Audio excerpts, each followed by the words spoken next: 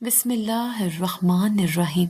السلام علیکم۔ وہ دن شاید عام سا ہی تھا، لیکن میری زندگی میں ایک خاص موڑ لے کر آیا۔ جمعرات کی شام تھی، گلی میں بچوں کی چہل پہل معمول سے زیادہ تھی۔ عصر کے بعد میں گھر سے نکلی تھی کہ تازہ ہوا مل جائے۔ دل عجیب سا بے چین تھا۔ تبھی سامنے سے آتی پروین خالہ نے رک کر کہا، رخسار بیٹی مبارک ہو، تمہاری کمیٹی کا نمبر نکل آیا ہے۔ میری آنکھوں میں ایک دم چمک سی آ گئی، زبان پر بے اختیار شکر نکلا۔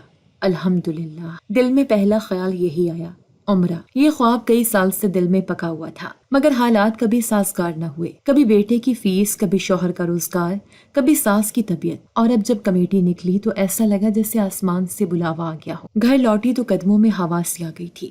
دل نے خود ہی کہا، کتنی خوش نصیب ہو رخسار، رب نے تمہیں اپنے گھر بلایا ہے۔ کمرے میں داخل ہوتے ہی میں نے جے نماز بچھائی، سجدے میں سر رکھا تو آنکھوں سے بے اختیار آنسو نکلنے لگے، اور وہیں سجدے میں ایک وعدہ، ایک نظر مان لی، یا اللہ اگر تو مجھے اپنے گھر بلا لی اور میں خیریت سے واپس لوٹاؤں تو تیرے نام پر ایک یتیم بچہ گود لوں گی۔ اس وقت دل میں ایک عجیب قسم کی حرارت تھی، جیسے میں نے رب سے ایک ایسا وعدہ کر لیا ہو جس سے میرا رشتہ اور مضبوط ہو جائے گا۔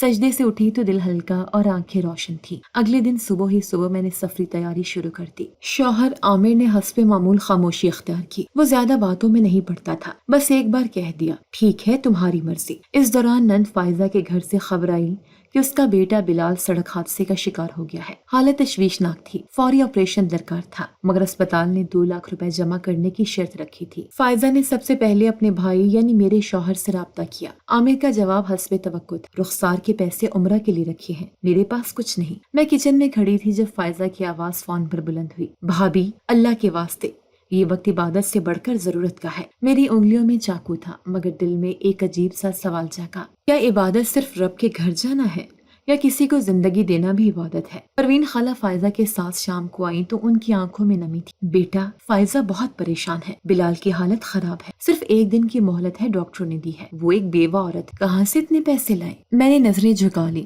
خالہ میرے پاس جو پیسے ہیں وہ عمرہ کے لیے ہیں، یہ میری نیت، میری نظر کا حصہ ہے۔ پروین خالہ کچھ نہ بولی، ایک طویل سانس لی اور چپ چاپ چلی گئی۔ پہلی بار مجھے اپنی ہی نیت پر شک سا ہوا، کہیں یہ وعدہ محض اپنی عبادت کو بڑا دکھانے کے لیے تو نہ کیا، کہیں یہ ارادہ رب کی رضا کی بجائے اپنی برتری جتانے کا ذریعہ تو نہ بن گیا۔ عامر کمرے میں آیا، میں نے ہمت کر کے پوچھا، کیا میں یہ پیسے فائزہ کو دے دوں؟ اس کے بیٹے کی جان بچ سکتی ہے۔ وہ حسب معمول لاتعلق لہجے میں بولا، یہ تمہاری عبادت ہے، تم ہی فیصلہ کرو۔ فیصلہ؟ میں ساری رات سو نہ سکی، دماغ اور دل کے درمیان ایک جنگ جاری رہی، مگر صبح ہوئی تو دل ایک بار پھر انا کی پناہ میں جا چکا تھا۔ میں نے اپنے پیسے چھپا دیے، میں نے سوچا میں رب کے لیے جا رہی ہوں، باقی سب ثانوی ہے، اگر میں نظر پوری نہ کروں تو شاید واپسی پر گود لینے والا فیصلہ کافی ہو جائے گا۔ ابھی نہیں، ابھی وقت نہیں۔ اسی فیصلے کے ساتھ میں نے بلال کے لیے دعا کی، ہاتھ اٹھائے، آنکھیں بند کی اور خود کو یہ یقین دلایا کہ میرا فیصلہ درست ہے، لیکن دل کے کسی کونے میں ایک عجیب سا خوف سرسرانے لگا تھا، جیسے کوئی خاموش طوفان آنے کو ہے، جیسے رب دیکھ رہا ہے اور انتظار کر رہا ہے کہ میں اپنے آزمائش میں کیا فیصلہ کرتی ہوں۔ صبح جب اذان کی آواز سے آنکھ کھلی تو دل پر ایک عجب بوجھ تھا، رات کے فیصلے نے جیسے اندر ہی اندر کچھ توڑ دیا تھا۔ میں نے جے نماز بچھائی، نیت باندھی، مگر سجدے میں دل نہیں لگ رہا تھا، الفاظ زبان سے نکل رہے تھے مگر روح خاموش تھی۔ دن چڑھا تو فائزہ دوبارہ آئی، اس بار اس کے ساتھ اس کا چھوٹا بیٹا تھا جو خاموشی سے میرا چہرہ تک رہا تھا۔ آنکھوں میں کچھ سوال تھا،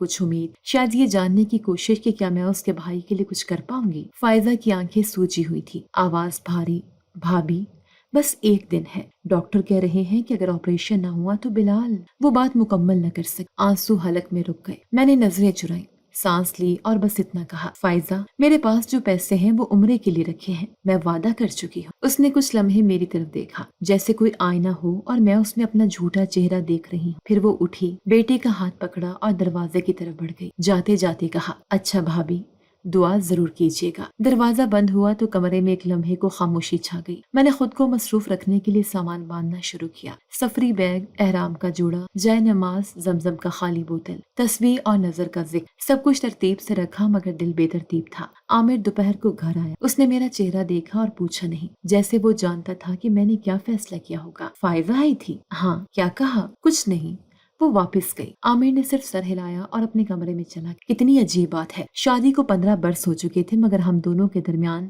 ایک خاموش دیوار ہمیشہ سے تھی، الفاظ کبھی دل تک نہیں پہنچتے تھے۔ دوپہر کا وقت تھا، کمرے میں ہلکی روشنی داخل ہو رہی تھی اور میں اپنے بیگ کی زپ بند کر رہی تھی۔ روانگی کے دن گننے کی گھڑی آ چکی تھی، کاغذات، تسبیح، دوائیاں، ہر چیز سلیقے سے رکھی جا چکی تھی، مگر دل کا حال ایسا تھا جیسے کسی نے اندر سے چادر ہٹا دی ہو اور سب کچھ برہنہ کر دیا ہو۔ تبھی فون بجا، اسکرین پر فائزہ کا نمبر چمک رہا تھا۔ دل ایک لمحے کو رک سا گیا، ہاتھ کب کپا رہے تھے جب کال ریسیو کی۔ دوسری طرف صرف خاموشی تھی، ایک ایسی خاموشی جس کے پیچھے درد کی شدت چھپی تھی۔ پھر اس کی آواز آئی، اتنی دبی ہوئی کہ شاید وہ خود بھی نہ سن پائی ہو۔ بلال نہیں رہا بھابھی۔ میرے ہونٹ سل گئے، آنکھیں کھلی کی کھلی رہ گئی۔ انا للہ و انا الیہ راجعون، بس یہی الفاظ میرے لبوں سے نکلے، وہ بھی کسی اور کی زبان سے مستعار لیے گئے لگے۔ کال بند ہو گئی۔ میں چند لمحے اسی جگہ کھڑی رہی جیسے کمرہ میرے ارد گرد گردش کر رہا ہو۔ تبھی عامر کمرے میں داخل ہوا۔ کیا ہوا؟ کس کا فون تھا؟ میں نے ہلکی آواز میں کہا۔ بلال اب نہیں رہا۔ عامر نے ایک لمحے کے لیے سانس روکی، پھر بیٹھ کر سر جھکا لیا۔ اللہ مغفرت کرے۔ کچھ دیر بعد پروین خالہ گھر آئی، ہاتھ میں سفید لفافہ تھا۔ بولی، ڈاکٹرز کی فائنل رپورٹ آئی ہے۔ میں نے لفافہ پکڑا، کاغذ کھولا تو رپورٹ کی ایک لائن نے سب کچھ واضح کر دیا۔ If the surgery had been performed within 24 hours of the trauma, the patient had a high chance of survival۔ یہ ایک طبی جملہ نہیں تھا، یہ میرے ضمیر پر مہر تھی، جیسے عدالت میں فیصلہ سنا دیا گیا ہو۔ میری آنکھوں میں نمی اتر آئی۔ خالہ نے نرمی سے کہا، بیٹا ہم سب نے کچھ نہ کچھ غلطی کی، لیکن تمہارا دل نرم ہے، رب تمہیں ہدایت دے گا۔ میں کچھ نہ بولی، بس دل میں ایک خلا اور بڑھ گیا۔ کچھ چیزیں آنکھوں سے نہیں دل کے آئینے سے دیکھی جاتی ہیں، اور میرا آئینہ دھندلا پڑ گیا تھا۔ رات ہوئی تو نیند آنکھوں سے کوسوں دور، دل میں عجیب سی بے چینی، جسم تھکا ہوا مگر دماغ کسی انجانے بوجھ سے بیدار۔ سحری کا وقت قریب تھا، میں نے آنکھیں موند لی، شاید نیند آ جائے، مگر جو آیا وہ خواب تھا۔ میں ایک سنسان وادی میں کھڑی، آسمان پر ہلکی دھند اور سامنے ایک بچہ کھڑا ہے، عمر 6 یا 7 سال، بدن پر سفید لباس اور چہرے پر نور، مگر آنکھوں میں گہرا سوال۔ وہ میری طرف بڑھتا ہے، تم جانتی ہو میں کون ہوں؟ میں نظریں جھکا لیتی ہوں۔ وہ پھر بولتا ہے، میری جگہ تمہیں جانا ہوگا۔ میں لرز جاتی ہوں، میں نے کچھ غلط نہیں کیا، میں نے نظر مانی تھی، وعدہ نبھانا چاہا تھا۔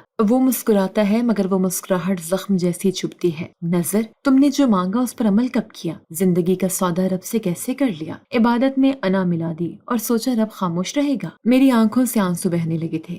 میں معافی چاہتی ہوں۔ وہ بچہ آگے آتا ہے، میرے ہاتھ میں کچھ رکھتا ہے، ایک چھوٹا سا پرندہ، زخمی، اسے بچا سکتی ہو تو بچاؤ، شاید وہی تمہاری معافی کا وسیلہ بن جائے۔ اچانک آنکھ کھل جاتی ہے، سانسیں تیز، دل تیز دھڑک رہا تھا۔ کمرے کی روشنی بند، باہر اذان ہو رہی تھی، الصلاۃ خیر من النوم۔ میں نے اٹھ کر وضو کیا، جے نماز بچھائی، مگر اس بار نہ تسبیح گنی نہ لمبی دعائیں مانگی، صرف آنکھیں بند کر کے چپکے سے کہا، یا اللہ میری عبادت میں خلوص نہ تھا، مجھے ہدایت دے۔ نماز کے بعد میں بہت دیر تک سجدے میں رہی، اس بار کچھ مانگا نہیں، صرف سجدہ کیا، اس امید پر کہ شاید خاموشی میں بھی کوئی بات پہنچ جائے۔ اس دن سے میرے دل میں ایک مسلسل جنگ شروع ہو گئی، ایک طرف میرا سفر عمرے کا تھا، دوسری طرف اندر کا سفر جو ندامت سے توبہ کی طرف لے جا رہا تھا۔ فائزہ کے گھر ماتم کا ماحول تھا، میں دل میں سوگ لیے جا رہی تھی مگر چہرے پر حج کا نور سجانے کی کوشش کر رہی تھی۔ محلے میں سرگوشیاں بڑھنے لگیں، رخسار نے پیسے نہیں دیے، اس کا عمرہ قبول ہوگا؟ میں چپ رہی، ہر بات سن کر دل میں ایک کانٹا چبھتا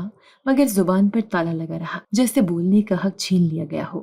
میری ماں ایک دن بول پڑی، بیٹی نظر وہ ہوتی ہے جو نیت سے کی جائے، نہ کہ نفس کے ساتھ۔ رب تمہارے سچ کو جانتا ہے مگر تم خود کو کب پہچانو گی؟ یہ جملہ اندر تک اتر گیا۔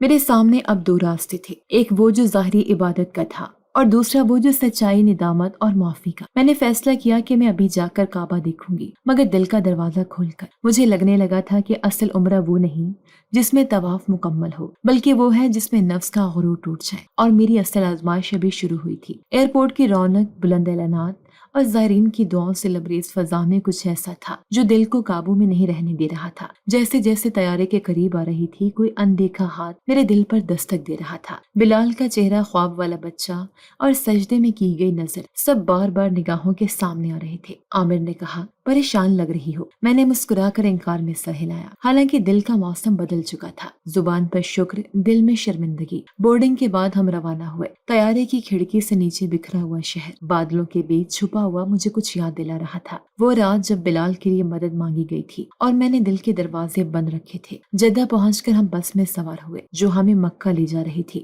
بس میں قرآن کی تلاوت کی آواز گونج رہی تھی اور میری آنکھیں بند تھی۔ سڑک پر جیسے مکہ کا پہلا سائن بورڈ نظر آیا، دل میں ایک ہلچل مچ گئی۔ عامر نے میرے ہاتھ پر ہاتھ رکھا، شاید اس نے میرے چہرے کا رنگ پڑھ لیا تھا۔ بس ایک جگہ رکی تاکہ مسافر وضو اور دیگر ضروریات سے فارغ ہو سکے۔ میں چادر سنبھالتی بس سے اتری اور وضو خانے کی جانب چلی۔ اسی لمحے ایک قد کھلے صحرائی راستے سے ایک عورت آہستہ آہستہ میری طرف آئی۔ لباس سادہ، چہرے پر تھکن، مگر آنکھیں ایسی کہ جیسے برسوں کا دکھ ان میں اتر آیا ہو۔ وہ قریب آئے، میرے سامنے رکی اور بنا سلام کیے بس اتنا بولی، کعبہ تمہیں بلاتا ہے، مگر تم کسی کی زندگی چھین کر جا رہی ہو۔ میں چونک گئی، دل جیسے ایک لمحے کو دھڑکنا بھول گیا۔ کیا کہا تم نے؟ وہ میری آنکھوں میں دیکھتی رہی، آواز جیسے گونج بن کر دل میں اتری۔ تم عمرہ کرنے جا رہی ہو، لیکن کسی ماں کی گود خالی کر کے۔ تمہیں لگتا ہے تم پاک ہو؟ میرے حلق سے آواز نہ نکلی۔ میں نے نظریں چرائیں، قدم پیچھے کیے اور تھوڑا جھنجلا کر کہا، کون ہو تم؟ تمہیں کیا معلوم میرے بارے میں؟ وہ دھیرے سے مسکرائی، ایسی مسکراہٹ جس میں تمسخر نہیں دکھ چھپا ہوا تھا۔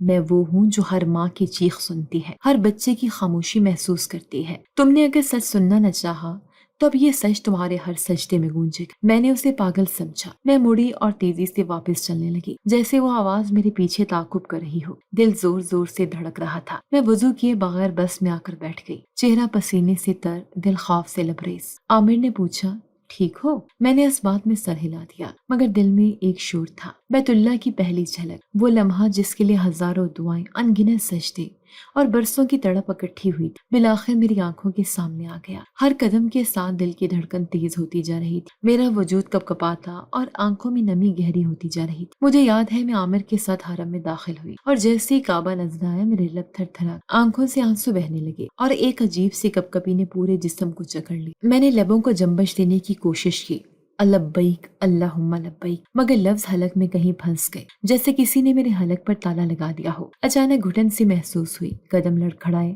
اور میں وہی سجدے کی حالت میں گر پڑی۔ ارد گرد کی آوازیں مدھم ہو گئی، ہر چیز دھند میں لپٹی لگنے لگی، صرف ایک دھڑکن سنائی دے رہی تھی، میرے دل کی دھڑکن جو سجدے میں گرنے کے بعد غیر متوازن ہو گئی تھی۔ کچھ لمحے بعد عامر نے مجھے سہارا دے کر اٹھایا اور حرم کے عملے نے ویل چیئر میں ڈال کر کلینک تک پہنچایا۔ وہاں موجود ڈاکٹر عربی میں کچھ کہہ رہے تھے، مگر میری سماعت جیسے جواب دی گئی تھی۔ ایک نرس نے اردو میں ترجمہ کیا، یہ صرف ایک شاک ہے، کوئی جسمانی مسئلہ نہیں، ان کا بلڈ پریشر نارمل ہے، شاید تھکن یا جذباتی دباؤ کی وجہ سے ایسا ہوا۔ میں وہیں بیٹھی تھی، خاموش گمسم، دل میں ایک آواز تھی جو بار بار کہہ رہی تھی، یہ زبان کی بندش نہیں، رب کا پیغام ہے، وہ تم سے بات کرنا چاہتا ہے، مگر اس بار وہ چاہتا ہے کہ تم سنو، کہو نہیں۔ وہ جو ساری زندگی دعاؤں کے لیے لب ہلاتی رہی اب صرف سننے پر مجبور ہو چکی تھی۔ اس دن کے بعد میں نے طواف خاموشی میں کیا۔ میں نے دیکھا کہ باقی لوگ لبیک کی صدائیں بلند کر رہے تھے اور میری زبان وہ رب کے حکم سے خاموش ہوئی اور اب صرف اس کے حکم سے واپس آ سکتی تھی۔ میری زبان میں پہلی بار ایسا وقت آیا تھا جو میرے لفظ ختم ہو چکے تھے اور خاموشی بولنے لگی۔ حرم کی فضا میں لبیک کی صدائیں گونجتی مگر میرے لب بند تھے۔ میں طواف کر رہی تھی، 7 چکر، ہر چکر کے ساتھ اندر کی کوئی پرت کھل رہی تھی، کوئی پرانی یاد، کوئی چھپی ہوئی حقیقت۔ پہلا طواف کرتے وقت میرے سامنے ایک ماں اپنے بچے کو انگلی تھامے چل رہی تھی۔ بچہ طواف کے دوران بار بار رک جاتا، کبھی مسکراتا، کبھی اپنے ارد گرد لوگوں کو حیرت سے دیکھتا۔ ماں نرمی سے اسے سنبھالتی، سمجھاتی اور پھر آگے بڑھتی۔ اس منظر میں ایک خاص سکون تھا، ایک ایسا رشتہ جو بے لفظ مگر بے حد گہرا تھا۔ دوسرے چکر میں ایک بچی نظر آئی، تقریباً 8 سال کی، ننگے پاؤں، گلابی لباس میں، اپنے ابا کا ہاتھ تھامے لبیک کے الفاظ دہراتی جا رہی تھی۔ اس کی آواز میں معصومیت نہیں، پختگی تھی، جیسے وہ جانتی ہو کہ وہ کیا کہہ رہی ہے۔ میرے دل میں عجیب سی ہلچل تھی، میں خاموش تھی مگر میرے اندر شور تھا، بہت تیز، بہت بے رحم۔ تیسرے چکر میں میرے دائیں جانب ایک بچہ نمودار ہوا، مجھے لگا جیسے وہ اچانک آیا ہو، چھوٹے چھوٹے قدم، سفید لباس اور چہرہ اتنا مانوس کہ میں ٹھٹک گئی۔ وہ میرے ساتھ ساتھ چلنے لگا، میں نے اس کی طرف دیکھا، اس کی آنکھیں گہری، خاموش مگر پراسرار تھیں۔ وہ کچھ بولتا نہیں تھا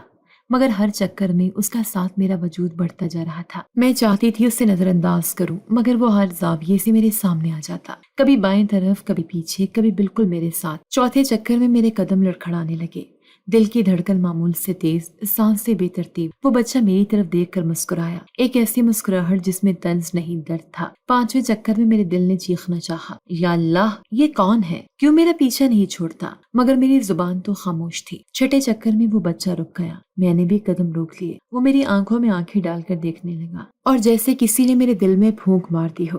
اچانک ایک لمحہ یاد آیا، وہ رات جب فائزہ نے فون کیا تھا، وہ جملہ، بھابی بس ایک دن ہے۔ آنکھ کھولی تو وہ بچہ دوبارہ چلنے لگا۔ 7ویں اور آخری چکر میں اس نے پہلی بار کچھ کہا، آواز نہایت دھیمی مگر صاف، اب بھی وقت ہے۔ میں سن ہو گئی۔ یہ بچہ خواب کا حصہ تھا یا حقیقت؟ کیا میرا ضمیر شکل اختیار کر کے میرے سامنے چلنے لگا تھا؟ میں نہیں جانتی تھی۔ طواف مکمل ہوا۔ میں نے عامر کو نہیں بتایا، شاید وہ سمجھ نہ پاتا، شاید وہ خاموشی کی زبان جانتا ہی نہیں۔ اس کے بعد کے دن، ہر عبادت، ہر سجدہ، ہر مقام میرے لیے ایک ریہرسل تھا، جیسے میں کسی بڑی پیشی کی تیاری کر رہی ہوں، اور وہ بچہ، وہ ہر جگہ میرے قریب رہے، جیسے مجھے یاد دلاتا ہو کہ یہ سب تبھی معنی رکھتا ہے جب میں اپنے وعدے کو پورا کروں۔ ایک رات مقام ابراہیم کے سامنے بیٹھی تھی، سر جھکا ہوا، آنکھیں بند، ہاتھوں میں تسبیح مگر زبان ساکت۔ تبھی ایک بچی میرے قریب آ کر بیٹھ گئی، ہاتھ میں چھوٹی سی تسبیح اور چہرے پر وہی معصومیت جو بلال کے چہرے پر تھی۔ اس نے میری طرف دیکھا اور نرمی سے پوچھا، کیا آپ بول نہیں سکتی؟ میں نے آہستہ سے سر ہلایا۔ وہ مسکرائے۔ میری امی کہتی ہیں جب رب ناراض ہو جائے تو وہ بندے سے بات کرنا بند کر دیتا ہے، لیکن اگر بندہ چپ رہ کر سنے تو رب دوبارہ اس سے بات کرنے لگتا ہے۔ یہ بچی کون تھی؟ کہاں سے آئی؟ کیسے میرے دل کی بات جان گئی؟ میں نے اسے دیکھتے ہوئے آنکھوں سے پوچھا، اور اگر رب معاف نہ کرے؟ اس نے کہا، تو کوئی اور معاف کر دے، تب بھی رب مان لیتا ہے۔ یہ جملہ میرے دل کے اندر کہیں ٹھہر گیا۔ میں نے سوچا شاید یہ وہ لمحہ ہے جہاں مجھے اب خود کو سچ کے سامنے رکھ دینا ہے، بغیر کسی پردے، بغیر کسی بہانے کے۔ عمرہ مکمل کرنے کے بعد میں مدینہ روانہ ہوئی۔ خاموشی ابھی بھی میرے ساتھ تھی۔ روضہ رسول کے سامنے بیٹھی تو آنکھوں سے آنسو بہہ نکلے۔ میں کچھ کہہ نہ سکی، مگر دل نے جو کہا وہ شاید لفظوں سے بہتر تھا۔ یا رسول اللہ، اگر میری نیت میں دکھاوا تھا تو مجھے سزا مل چکی ہے، اگر میری نظر میں خود غرضی تھی تو میں خود کو سزا دے چکی ہوں۔ اگر آپ کی امت کی ماں ہونے کا دعویٰ کیا تو آج میں اسی امت کے ایک بچے کی زندگی پر خاموشی کا کفارہ دینے آئی ہوں۔ وہاں بیٹھے بیٹھے میرے دل میں ایک نیا احساس جنم لینے لگا۔ شاید رب نے میری زبان چھین کر مجھے سننے کی تربیت دی ہے، بولنے کی نہیں۔ میں اب بھی بول نہیں سکتی تھی، لیکن پہلی بار ایسا لگا جیسے میری خاموشی بول رہی ہو۔ میری ہر آہ، ہر آنسو، ہر سجدہ، وہ سب زبان بن چکے تھے۔ اور تبھی ایک لمحہ آیا جب ایک چھوٹے بچے نے مجھے دیکھا، مسکرایا اور اپنی ماں سے کہا، یہ خالہ فرشتوں کی طرح لگتی ہے۔ وہ لفظ میرے لیے روشنی بن گئے۔ اب میں جان گئی تھی اس سفر کا مقصد صرف عمرہ نہیں تھا، یہ میرا کفارہ تھا، میری انا کا جنازہ اور میری نظر کا پہلا سچا قدم۔ ایک رات مدینہ میں مسجد نبوی کے صحن میں بیٹھی تھی، ٹھنڈی فرش پر سر رکھے، چپ چاپ روتی رہی۔ وہاں بھی وہی احساس، وہی بوجھ، وہی بچہ، جیسے میری عبادات اب صرف یاد دہانی بن گئی ہوں۔ میں نے سوچا کیسا عدل ہے رب کا، اس نے میری زبان لی مگر میرا دل کھول دیا۔ اس نے مجھے سنا دیا لیکن بولنے سے روکے رکھا تاکہ میں خود کو سن سکوں۔ کسی نے سچ کہا ہے، جو باتیں لفظوں میں نہیں آتی وہ آنکھوں اور دل سے نکلتی ہیں، اور شاید رب بھی دل سے نکلے الفاظ کو زیادہ سنتا ہے۔ اور میں اب جان چکی تھی کہ خاموشی کبھی کبھی وہ حقیقت بیان کر دیتی ہے جو الفاظ ساری زندگی نہ کر سکے۔ یہ سفر میرا طواف تھا، اپنی نیت کا، اپنی نظر کا، اور اپنے نفس کے گرد گھومتے ہوئے اس مقام تک پہنچنے کا جہاں میں اپنی حقیقت کا اعتراف کر سکوں۔ اب بھی زبان بند تھی، مگر شاید دل پہلی بار سچ بول رہا تھا۔ مدینہ کی فضا میں وہ سکون ہے جو الفاظ میں نہیں سمایا جا سکتا۔ مسجد نبوی کے سنہرے دروازے، ٹھنڈی سفید روشنی سے سجے ستون، اور ہر قدم پر جھکنے والے سر دل کو کسی اور ہی دنیا میں لے جاتے ہیں، مگر میرے اندر کی دنیا اب بھی خاموشی سے دہکتی۔ عامر اکثر نماز کے بعد مجھ سے پوچھتا، کچھ کہنا چاہتی ہو؟ میں سر ہلاتے پھر نظریں جھکا لیتی۔ ایک دن عصر کے وقت مسجد کے صحن میں بیٹھی تھی، ارد گرد درود کی صدائیں، پرندوں کی پرواز اور ہلکی سی ٹھنڈی ہوا۔ میرے سامنے کچھ لڑکیاں بیٹھی باتیں کر رہی تھی۔ ایک لڑکی کی آواز کچھ زیادہ مانوس سی لگی، وہ نرم لہجے میں کہہ رہی تھی، پتہ ہے میرے کلاس فیلو بلال، وہ اکثر اپنی خالہ کا ذکر کرتا تھا، خاص طور پر آخری دن تو وہ بہت جذباتی ہو گیا تھا۔ کہتا تھا میری خالہ رخسار بہت اچھی ہیں، وہ ہمیشہ میرا خیال رکھتی ہیں، اگر کبھی مجھے کچھ ہو جائے تو بس وہی میری ماں کو سنبھال سکتی ہیں۔ میرے کانوں میں جیسے بجلی سی گونج گئی۔ میں جھٹکے سے پلٹی، اس لڑکی کی طرف دیکھا، وہ بلال کی کلاس فیلو۔ میری آنکھوں سے بے ساختہ آنسو بہنے لگے، ہاتھ کانپنے لگے۔ میں لب ہلا نہ سکی مگر دل جیسے ٹوٹ کر باہر آ گیا ہو۔ اس لڑکی نے میری کیفیت محسوس کی، وہ تھوڑا گھبرا گئی، پھر آہستہ سے پوچھا، آپ بلال کی خالہ رخسار ہیں؟ میں نے سر ہلایا۔ اس نے ہچکچاتے ہوئے میری طرف ایک چھوٹا سا تعویذ بڑھایا۔ یہ اس کے بیگ سے نکلا تھا، شاید اس نے خود بنایا ہو۔ اس میں اس کی کچھ دعائیں لکھی ہوئی تھی۔ ایک دعا یہ بھی تھی، یا اللہ میری خالہ کو عمرہ نصیب ہو اور وہ مجھ پر فخر کر سکے۔ میری آنکھوں سے مسلسل آنسو بہ رہے تھے، دل جیسے چور ہو گیا ہو۔ جس بچے نے مجھ پر بھروسہ کیا، جس نے مجھے اپنی دعاؤں میں یاد رکھا، میں نے اسی کی زندگی کے وقت پر خاموشی اختیار کی۔ وہ لڑکی خاموشی سے اٹھ کر چلی گئی اور میں وہیں بیٹھ گئی، سجدے کی حالت میں، زمین پر سر ٹکا کر بہت دیر تک روتی رہی۔ مسجد نبوی کی ٹھنڈی فرش نے میرے آنسوں کو جذب کر لیا، مگر میرے دل کا درد وہ بھی کم نہ کر سکی۔ اس رات میں نے ایک بار پھر اس بچے کو خواب میں دیکھا، لیکن اس بار وہ مجھ سے دور کھڑا تھا۔ میں نے ہاتھ بڑھایا مگر اس نے پیچھے ہٹا کر کہا، آپ نے مجھ پر یقین نہیں کیا مگر میں نے آپ پر یقین رکھا۔ میں تڑپ گئی، چاہا کہ کچھ کہوں مگر خواب میں بھی زبان نہ کھل سکی۔ بس ایک دھن تھی اور اس دھن میں اس کی آواز گونجتی رہی، جس نے مجھ پر بھروسہ کیا اسے آپ نے مایوس کیا۔ اگلے دن فجر کے بعد میں عامر کو لے کر روضہ رسول کے قریب گئی۔ پہلی بار میں نے عامر کا ہاتھ زور سے پکڑا، اسے وہ تعویذ دکھایا اور آنکھوں سے اشارہ کیا کہ میں کچھ کہنا چاہتی ہوں۔ عامر نے گہرے انداز میں میری آنکھوں میں دیکھا۔ رخسار، مجھے اندازہ ہے تم کیا محسوس کر رہی ہو۔ میں نے کاغذ اور قلم مانگا اور پہلی بار دل کی زبان کو الفاظ دیے۔ میں نے لکھا، میں صرف عمرہ کرنے نہیں آئی تھی، میں اس بچے کا قرض اتارنے آئی تھی جو مجھ پر بھروسہ کر کے دنیا سے گیا۔ میں اس نظر کا کفارہ ادا کرنے آئی تھی جو میں نے نبھائی نہیں صرف جتائی۔ عامر نے وہ پرچہ پڑھ کر خاموشی سے اسے تہہ کیا اور بولا، تم سچی ہو رخسار، اور سچ کی قیمت کبھی کم نہیں ہوتی، لیکن یہ وقت خود کو سزا دینے کا نہیں، تلافی کرنے کا ہے۔ اس کی بات میرے لیے ایک نئی امید تھی، ایک نئی گواہی کہ شاید اب بھی کچھ بچا ہے۔ اس رات میں نے دعا کے لیے ہاتھ اٹھائے، اب بھی زبان بند تھی مگر دل نے کہا، یا رسول اللہ، آپ کے شہر میں ہوں۔ اس امانت کی ماں بننے کا خواب دیکھا تھا، لیکن خود کو اس کے قابل نہ پائے۔ میں صرف معافی نہیں مانگنا چاہتی، میں اپنا فرض نبھانا چاہتی۔ مجھے ہمت دیجیے کہ میں وہ بن سکوں جو بلال کی دعا کے قابل ہو۔ مدینہ کی ہوائیں گواہ تھی، مسجد نبوی کی دیواریں خاموشی سے سن رہی تھیں اور میرا دل برسوں بعد پہلی بار سچ سے بھرا ہوا تھا۔ خاموشی اب بھی تھی مگر اس خاموشی میں سچ کی گواہی تھی، اور یہ گواہی میرے ضمیر نے خود دی۔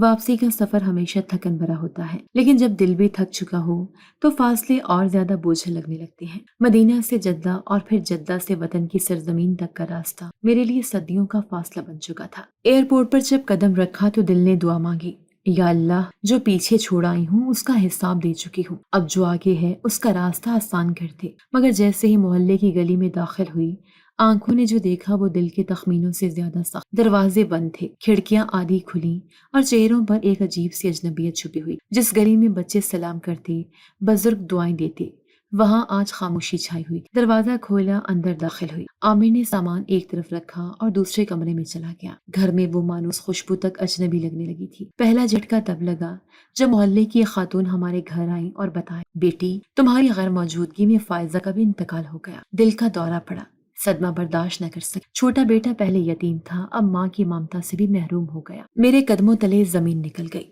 میں وہیں صوفے پر بیٹھ گئی۔ میری آنکھوں میں آنسو نہیں آئے، لیکن اندر کچھ ٹوٹ کر بکھر گیا۔ دو جانیں اور دونوں کے پیچھے خاموشی، میری خاموشی۔ عامر کی آنکھوں میں آنسو تیرنے لگے۔ بہن کے جانے کا دکھ اس کے لیے ناقابل فراموش تھا۔ پھر وہ سب ہوا جس کا اندازہ تھا مگر شدت کا نہ تھا۔ محلے میں افواہیں پھیل گئی، یہ وہی رخسار ہے نا جس کے پیسے عمرے کے تھے؟ کہتے ہیں اس نے بلال کی ماں کو رقم دینے سے انکار کیا تھا، اسی لیے عمرے میں زبان بند ہو گئی۔ رب کا عذاب ہے یہ، اور سنا ہے اب تو واپس آ کر بھی بات نہیں کرتی۔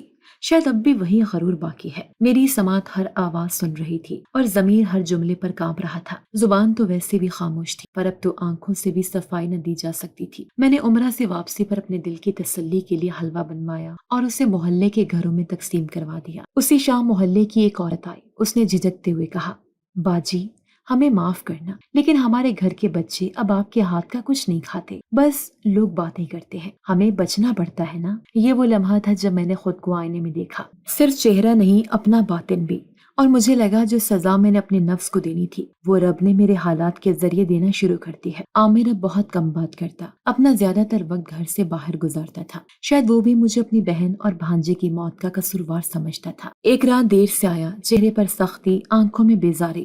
میں نے ہاتھ سے پانی کا گلاس آگے بڑھایا تو اس نے گلاس لیے بغیر کہا، رخسار، میں نے فیصلہ کر لیا ہے، کچھ عرصہ الگ رہیں گے، لوگوں کی باتوں کا دباؤ ہے، میرے کاروبار پر بھی اثر پڑ رہا ہے۔ میں نے اس کی آنکھوں میں دیکھا، وہاں وہ شخص نہیں تھا جس نے مدینہ میں میرے ہاتھ کو مضبوطی سے تھاما تھا۔ میں نے کچھ نہ کہا، شاید وہی بہتر تھا۔ اگلے دن وہ اپنا سامان لے گیا، جاتے وقت بس ایک جملہ چھوڑ گیا، اپنا خیال رکھنا۔ میں بہت دیر دروازے کے پاس بیٹھی رہی اور پھر بھاری قدموں کے ساتھ اپنے کمرے میں چلی گئی۔ ایسے لگ رہا تھا جیسے میرے ضمیر پر منو بوجھ ہے جسے میں چاہ کر بھی اتار نہیں پا رہی تھی۔ 2 کمروں کے اس مکان میں تنہائی کاٹنے کو آ رہی تھی۔ میں نے کبھی نہیں سوچا تھا کہ زندگی اتنی بے رحم بھی ہوتی ہے۔ اور پھر وہ رات بھی آئی جب محلے کی کمیٹی کا شخص دروازے پر آیا۔ باجی، کچھ لوگ کہہ رہے ہیں کہ آپ کا یہاں رہنا مناسب نہیں رہا، اگر آپ خود ہی کہیں اور شفٹ ہو جائیں تو سب کے لیے بہتر ہوگا۔ میرے پاس کوئی جواب نہیں تھا۔ میں دروازہ بند کر کے صحن میں جا بیٹھی۔ آسمان پر چاند تھا، مکمل اور روشن، شاید ویسا ہی جیسا مکہ کی راتوں میں ہوتا ہے۔ میں نے دل ہی دل میں رب سے کہا، یا اللہ، میں نے تیری رضا کے لیے گھر چھوڑا اور اب واپس آ کر سب کچھ کھو دیا۔ میرے بول چھن گئے، میری رشتے چھن گئے، میری عزت بکھر گئی، لیکن اگر یہ سب میرے دل کو صاف کرنے کی قیمت ہے تو میں ہر دن خاموش رہنے کو تیار ہوں۔ میری نیت اب نظر سے بڑھ کر معافی میں بدل چکی، اور شاید یہی وہ لمحہ تھا جب انسان اپنی ذات سے نکل کر رب کے فیصلے میں سکون تلاش کرتا ہے۔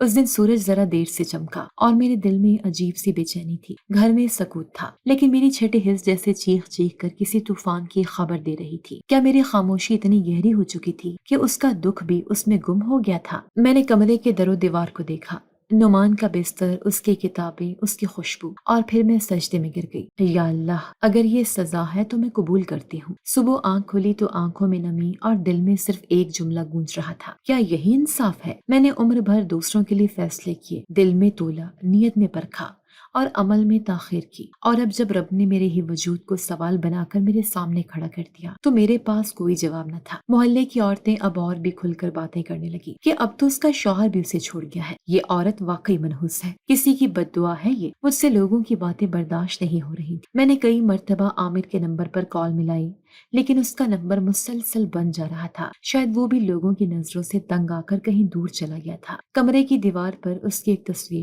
سفید شرٹ، ہنستا ہوا چہرہ اور آنکھوں میں ایک سوال۔ میں نے تصویر کے نیچے کاغذ چپکا دیا، جب بھی واپس آؤ مجھے معاف کر دینا۔ شام کے وقت صحن میں بیٹھی تھی، پرندے لوٹ رہے تھے، ایک ننھا سا بچہ گلی سے گزرا، ماں کے ہاتھ کو پکڑے، اس کے چہرے پر بلال کی جھلک اور اس کی آنکھوں میں نعمان کی۔ اس دن میں نے ایک فیصلہ کیا، میں اس ماں سے معافی مانگوں گی جس سے میں نے وقت پر سہارا نہیں دیا۔ میں اپنے دل کا سکون ڈھونڈوں گی جیسے رب کو ڈھونڈا جاتا ہے، سجدوں میں، آنسوں میں اور توبہ کی تڑپ میں۔ دوپہر کی روشنی جیسے دیواروں سے سرک رہی تھی۔ میں نے ڈھال سے کرسی پر بیٹھی، اب اپنے فیصلے پر عمل کرنے کا وقت آ گیا تھا۔ میں نے ہمت باندھی، چادر سر پر اوڑھی اور قبرستان کی طرف چل پڑی۔ میرے دل میں بار بار بلال کی تکلیف آ رہی تھی، کس طرح وہ تڑپا ہوگا۔ کاش میں اس وقت اپنا نہ سوچ، اس بچے کا سوچ لیتی تو آج وہ زندہ ہوتا، اور فائزہ بھی اپنے دونوں بیٹوں کے ساتھ ایک خوشحال زندگی گزار رہی ہوتی۔ نہ جانے انسان اتنا خود غرض کیوں ہے۔ قبرستان پہنچتے ہی میری نظر قبروں پر فائزہ کے نام کی تختی تلاش کرنے لگی۔ جیسے ہی مجھے اس کی قبر ملی، میں زاروں قطار روتی ہوئی اس کی قبر پر جا پہنچی۔ میرا دل بے حد شرمندہ تھا اور آنکھیں ندامت کی آنسوں سے لبریز تھی۔ میرے لب خاموش تھے مگر دل فریاد کر رہا تھا، مجھے معاف کر دینا فائزہ، میں نہیں جانتی تھی کہ تمہاری زندگی اتنی جلدی ختم ہو جائے گی کہ میں جیتے جی تم سے معافی بھی نہیں مانگ سکوں گی۔ میرا چہرہ آنسوں سے بھرا ہوا تھا، لیکن میری فریاد سننے والا وجود منو مٹی تلے دفن تھا۔ میں کتنی ہی دیر فائزہ کی قبر پر بیٹھ کر اس سے خاموش التجا کرتی رہی، شاید کوئی جواب آ جائے، شاید فائزہ مجھے معاف کر دے۔ جب میرا دل کچھ ہلکا ہوا تو میں بوجھل قدموں سے گھر کی طرف چل دی۔ قدم لڑکھڑا رہے تھے، دل سنبھلنے کو تیار نہیں تھا۔ راستے میں بارش شروع ہو گئی، بوندیں میرے چہرے پر پڑی جیسے رب میرے آنسو چھپانا چاہتا ہو۔ اس رات سردی ذرا زیادہ تھی، میں کمبل میں لپٹی، آنکھیں بند کی، نیند آئی مگر دل بے چین رہا، اور پھر وہی خواب، وہ بچہ سفید لباس میں روشنی میں لپٹا ہوا میرے سامنے کھڑا۔ اس نے کہا، معافی صرف لفظوں سے نہیں ملتی، اگر تم واقعی معافی چاہتی ہو تو کسی اور کی جان بچاؤ، اور وہ بھی ایسے وقت پر جب تمہارے پاس دینے کو کچھ نہ ہو، تب میں تمہیں معاف کر دوں گا۔ میں نے اس کے قدموں میں گر کر کہا، کیا کوئی ایسا موقع آئے گا؟ کیا رب مجھے دوبارہ آزمائے گا؟ اس نے کہا، رب دوبارہ آزمائش نہیں بھیجتا، وہ موقع دیتا ہے تمہاری نیت پر یقین کر کے۔ اب فیصلہ تمہارا ہے کہ تم اس موقع کو قربانی بناتی ہو یا انا۔ آنکھ کھلی تو دل دھڑک رہا تھا اور ماتھے پر پسینہ تھا۔ فجر کی اذان ہو رہی تھی، میں نے جائے نماز بچھائی اور خاموشی سے سجدے میں گر گئی۔ اس بار نہ آنسو تھے نہ لفظ، صرف ایک عہد تھا، اگر رب نے دوبارہ موقع دیا تو میں پیچھے نہیں ہٹ۔ دن ڈھلنے لگا اور رات اپنے سائے پھیلانے لگی۔ تبھی دروازے پر دستک ہوئی۔ باہر میری ہمسائی کھڑی تھی، چہرے پر گھبراہٹ، آواز میں تھڑ تھڑاہٹ۔ رخسار بیٹی، میرا پوتا اسپتال میں ہے، آپریٹ کرنا ہے، پیسے نہیں ہیں۔ لوگ کہہ رہے تھے کہ تم کبھی وعدہ کر چکی ہو کہ یتیم کی مدد کرو۔ میرے قدم زمین میں دھنس گئے، دل جیسے باہر آنے کو تھا۔ یہ وہی موقع تھا جس کی میں دعا کر رہی تھی۔ میں نے سر ہلایا۔ ہاں میں۔ ہمسائی مجھے دیکھا اور آہستہ سے بولی، پیسے بہت ہیں، 50,000 روپے چاہیے، کل تک کا وقت ہے ورنہ۔ میں نے کمرے میں جا کر اپنا زیور کا ڈبہ نکالا، وہی زیور جو ماں کی طرف سے ملا تھا اور جسے میں نے کبھی بیٹے کی شادی کے لیے سنبھال کر رکھا تھا۔ میں نے سب زیور خالہ کو تھما دیا اور اشارے سے کہا، فوراً دے دیجیے، اور صرف اتنا کہیے، یہ ایک ماں کا قرض تھا جو اب ادا ہو رہا ہے۔ خالہ کی آنکھوں میں حیرت تھی اور احترام بھی۔ دروازہ بند ہوا، میں اندر آئی اور صحن میں بیٹھ گئی۔ آسمان پر ایک ہلکی سی روشنی تھی جیسے کوئی چراغ جل رہا ہو، اور میرے دل میں پہلی بار روشنی نے جگہ بنائی تھی۔ اب معافی کا راستہ شروع ہو چکا تھا اور مجھے یقین تھا وہ بچہ دوبارہ خواب میں آئے گا اور شاید اس بار خاموشی کی بجائے مسکراہٹ دے کر جائے۔ اس عورت کی بہو کا بیٹا بچ گیا، آپریشن کامیاب رہا۔ ڈاکٹر نے بتایا کہ اگر 2 گھنٹے کی بھی تاخیر ہوتی تو بچہ شاید نہ بچ پاتا۔ وہ ماں میرے قدموں میں گر کر رو رہی تھی، آنسوں سے میرے ہاتھ بھیگ گئے اور اس کی آواز بار بار کانوں میں گونجتی رہی، آپ فرشتہ ہیں، آپ نہ ہوتی تو میرا بیٹا نہ بچتا۔ اس کی ماں نے روتے ہوئے کہا۔ میں خاموش رہی، صرف دل میں ایک سجدہ ادا کیا، لیکن رب کے فیصلے ہماری سوچ سے کہیں بلند ہوتے ہیں۔ اس کے 2 دن بعد میری ماں جو بالکل ٹھیک تھی، جنہوں نے مجھ سے فون پر ہنستے ہوئے بات کی تھی، اچانک دل کا دورہ پڑنے سے دنیا سے چلی گئی۔ ایک فون کال، ایک جملہ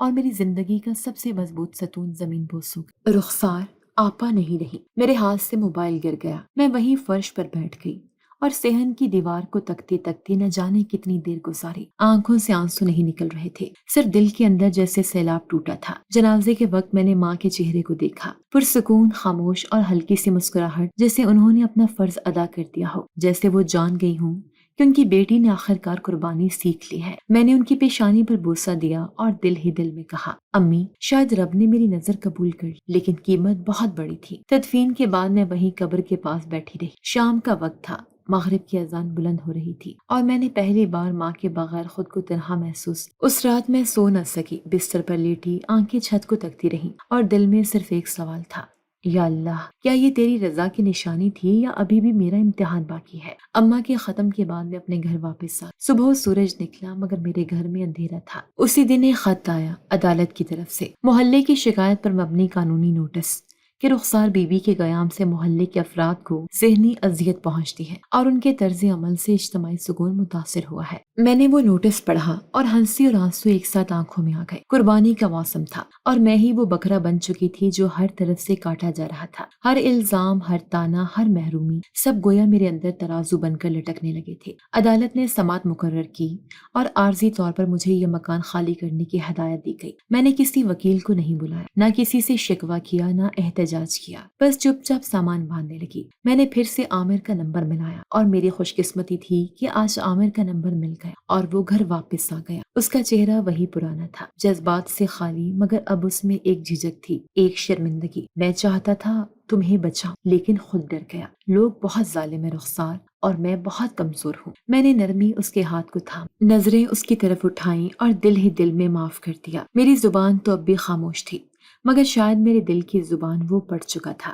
میں نے اس شہر کو چھوڑنے کا فیصلہ کیا۔ اب میرا رب سے رشتہ اس مکان، ان گلیوں یا ان لوگوں کا محتاج نہ تھا، مجھے ان سب سے بہت دور جانا تھا۔ رات کو روانگی سے پہلے میں نے جائے نماز بچھائی اور لمبا سجدہ کیا، یا اللہ، اگر میری قربانی قبول ہوئی ہو تو مجھے وہ آواز واپس دے دے جس سے میں دنیا سے نہیں صرف تجھ سے بات کرنا چاہتی ہوں۔ اور اس سجدے میں پہلی بار لگا میرے الفاظ واپس آ رہے ہیں، میرے اندر جیسے کوئی پردہ ہٹ، مگر وہ ابھی مکمل نہ ہوا تھا۔ شاید رب انتظار کر رہا تھا میری مکمل قربانی کا، نظر کی تکمیل کا اور میرے دل کی مکمل صفائی، اور مجھے یقین ہو چلا تھا اب آخری مرحلہ باقی ہے، اور وہ مقام جہاں نظر پوری ہوگی، جہاں میری زبان بھی لوٹے گی، وہ لمحہ رب کے وعدے کی مانند میرے انتظار میں ہے۔ صبح کی کرنیں آہستہ آہستہ مسجد کے محرابوں سے جھانک رہی تھیں اور مدرسے کے صحن میں چڑیوں کی چہچہاہٹ سنائی دے رہی تھی۔ عدالت کے فیصلے کے مطابق مجھے شہر چھوڑنے کی بجائے ایک مدرسے میں رضاکارانہ خدمت کرنے کا موقع دیا گیا تھا۔ شاید رب نے ایک اور راستہ دکھا دیا تھا، ایسا راستہ جو سزا نہیں شفا تھا۔ میں اپنے نئے گھر میں شفٹ ہو چکی تھی، زندگی قدرے معمول پر آ گئی تھی، لیکن میرے دل کی بے چینی آج بھی ویسے ہی قائم تھی۔ ایک رات مجھے پھر سے ایک خواب آیا۔ میں کسی مسجد کے کھلے صحن میں بیٹھی قرآن پاک پڑھ رہی، میرے ارد گرد بچے کھیل رہے ہیں،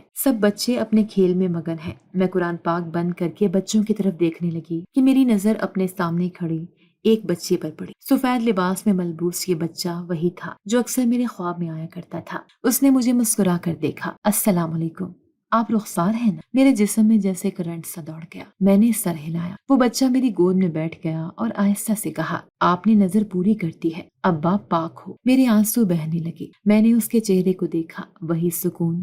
میں نے دونوں ہاتھ اس کے کندھوں پر رکھے اور آنکھیں بند کر وہ بچہ میری گود سے اترا اور پیچھے مڑ کر بس اتنا کہا، اب کسی اور کو ماں بنا دو جسے ماں کی ضرورت ہے، اور وہ دروازے سے باہر نکل گیا۔ میں بھاگ کر گئی، دروازہ کھولا مگر وہ بچہ کہیں نہیں تھا۔ میری آنکھ کھلی، رات کے پچھلی پہر کا وقت تھا، میری آنکھیں ڈبڈبا گئی۔ میں اٹھی، وضو کیا اور تہجد کی نماز ادا کرنے لگی۔ نماز کے بعد دعا کے لیے ہاتھ اٹھائے، اے اللہ، آج یہ الفاظ میرے دل سے نہیں زبان سے ادا ہوئے تھے۔ میں چونک گئی، فضا میں جیسے قبولیت لہر دوڑ گئی۔ میں نے اپنے پروردگار کا شکر ادا کیا۔ میں نے اس لمحے اپنے رب سے آخری وعدہ کیا جسے نبھانے اسی شام میں فائزہ کی ساس سے ملنے اس کے گھر دروازہ کھلا۔ سامنے فائزہ کی ساس کھڑی تھی، انہوں نے مجھے دیکھ کر منہ پھیر لیا۔ میں نے ان کے آگے ہاتھ جوڑ دیے اور کہا، میں آپ کی بہو کی گناہگار ہوں، میں نے ظلم کیا، مجھے معاف کر دے۔ میری آنکھوں سے زاروں قطار آنسو بہن، وہ خاموش ہوئی اور دروازے سے ہٹ گئی۔ میں ان کے پیچھے پیچھے اندر چلی گئی۔ صحن میں فائزہ کا چھوٹا بیٹا کھیل رہا تھا، اس کی آنکھوں کی معصومیت نے میرا دل موہ لیا۔ میں نے پروین خالہ سے کہا کہ